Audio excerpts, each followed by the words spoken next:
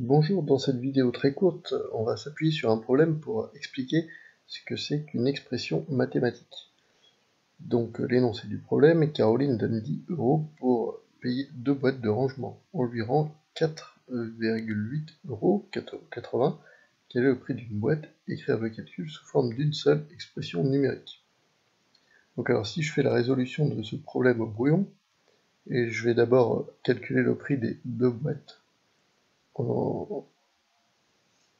en soustrayant 4,8 à 10, donc 10 moins 4,8 ici, et ça fait 5,20 €. Et ensuite, pour calculer une boîte, je vais faire 5,20 € divisé par 2, ce qui fait 2,60 €. Alors, le but d'une expression mathématique, c'est de résoudre en une seule ligne de calcul.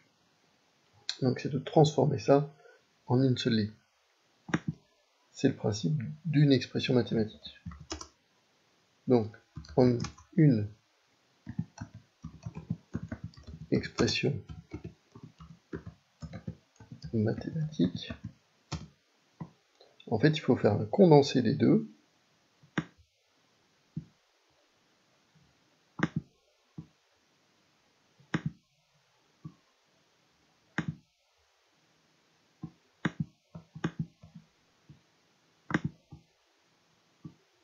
Voilà, alors, petite technique, ici, on va mettre P pour le prix de la boîte, donc P égale 10 moins 4,8, ça nous donne 5,20 €, et le 5,20 € que l'on retrouve ici, alors donc on ne fait pas le égal, mais le 5,20 € que l'on retrouve, au lieu de le faire apparaître, on le met entre parenthèses. Je l'ai en mémoire ici, en gros, je le supprime. Je vais un peu plus loin, ça je le supprime aussi, et je vais poursuivre mon calcul en faisant apparaître la division par 2. Divisé par 2, j'ai donc une seule expression mathématique avec le prix que je veux faire apparaître, un seul égal, qui va me donner donc mon résultat final. Ça ne veut pas dire qu'on m'a demandé la réponse, j'ai juste écrit le calcul. Voilà.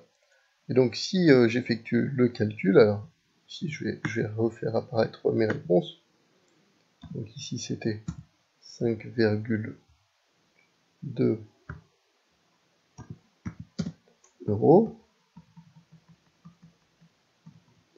et le fameux 5,2 €. Donc ici 4,8, 10 moins 4,8 c'est bien 5,2. 5,2 quand je le divise par 2, ça fait bien 2,6.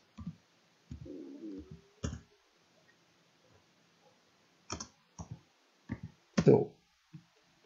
Voilà, merci de m'avoir écouté, bon travail à vous, n'hésitez pas à poser des questions, au revoir.